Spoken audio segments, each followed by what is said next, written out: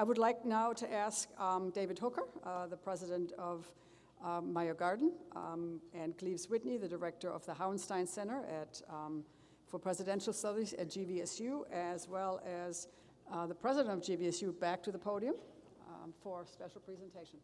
Thank you. Thank you, Birgit, very much.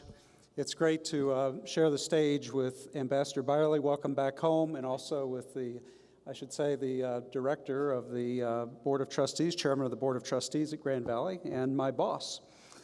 So thank you all for being here.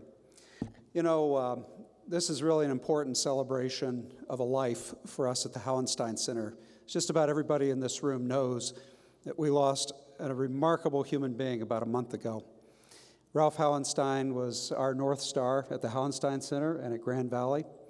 And you know, you heard a lot of comment yesterday, Super Bowl Sunday, 170 million people around the world, 180 different countries. They're watching that Super Bowl, and they hear a lot of comments about most valuable players, impact players. Well, Ralph Hauenstein was our impact player in every sense of the world.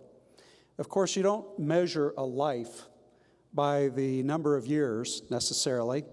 Ralph passed away just 2 months shy of his 104th birthday, so it was an impressive life in terms of length. But it was also impressive in terms of the quality of the impact he made on so many people in this room and the institutions you represent and the lives and the friendships that he formed. If you go back and look at Ralph as an impact player, think of him in the 1930s when he was standing up for the rights of African Americans in his Civilian Conservation Corps. Look at the impact Ralph made in the 1940s when he was in World War II under Eisenhower, the director of intelligence, and he was rolling back the Nazis from continental Europe. Think of the impact Ralph had in the 1950s when he was beginning an entrepreneurial career. And he had a remarkable impact. If you just add up the things that he did in the food business, the machines he made, the food that he made possible, the food he moved around, Ralph fed millions of people, including in the developing world, and he taught them how to feed themselves. And then you look at what Ralph Hauenstein did in the 1960s when he began a remarkable philanthropic career. And there's so many of our institutions here in town that reflect that career. We're proud to carry on his legacy, whether it was through libraries, universities, medical facilities. Ralph touched so many of us in so many ways, and perhaps that's the biggest legacy of all. Ralph was an impact player in our lives personally, and we will always honor him for that. Certainly at Grand Valley we do. Back in 2010, the president of Grand Valley, Tom Haas, had a conversation with Ralph Hauenstein that was very important. He wanted to honor Ralph. Ralph was going on toward his 100th birthday, and Grand Valley was going on toward its 50th birthday. And Tom and Ralph decided to set up a fellowship in Ralph's name, the COL Ralph W. Hauenstein Fellowship, to honor Ralph in perpetuity. And it would become the most prestigious honor that we at the Hauenstein Center can confer. And the purpose of that fellowship is to confer the honor to people who've had a decisive impact on our nation and often on our world. People who've had an impact, you know, just as a game-changing impact, people who've made a difference, and we see it in the headlines of the papers. And we're so proud of the work that Ambassador Beyrle has done on behalf of our nation. Not only the distinguished resume, but if you look at the difference he made and the values he projects, the value, for example, of service to one's nation, the debt we owe to our country that has helped us be who we are, the value of taking the time and the effort. This is a polyglot. This is a man who knows 5 or 6 languages fluently. The effort it takes to learn those foreign languages and to be a cultural bridge builder. It's a remarkable amount of effort. The values that he showed when he's sitting at the table opposite Putin and projecting really what this country stands for.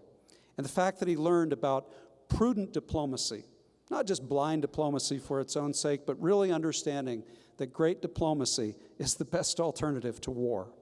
Well, these are the values that are embodied in today's recipient, And at the Hauenstein Center, we are very proud to offer the COL Ralph W. Hauenstein Fellowship to Ambassador John Beyrle.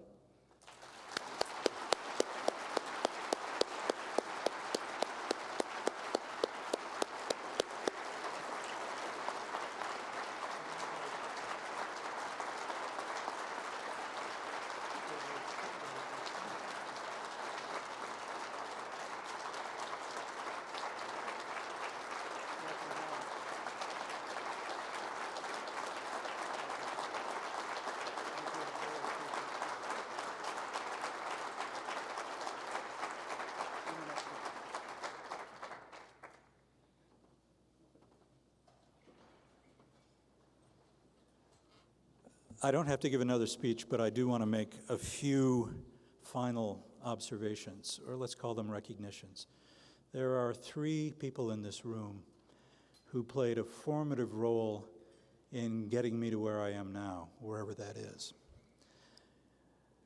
Bill and Mary Seeger, 2 professors of German at Grand Valley State Colleges in 1974, 72 actually when I came, who took a kid from Muskegon, a little green behind the ears, I think, and began to introduce him to the wider world, and also drilled him on the grammar of German in a way that's still stuck to this day. And Christine Rydell, my professor of Russian, the woman who taught me Russian, and more importantly, when I was a junior and for some dumb undergraduate reason I dropped Russian, Christine tracked me down. It wasn't too hard. We were all in the upstairs of, what was it, Lake Huron Hall in those days, and said, "What are you doing? Why did you do that?" And I said, "Well, I'm busy and I have other things." And she, essentially having convinced me to start Russian in the first place, pulled me back off the plank when the chips were down. I owe a lot to Grand Valley, and I owe a lot to those 3 people. Thank you very much.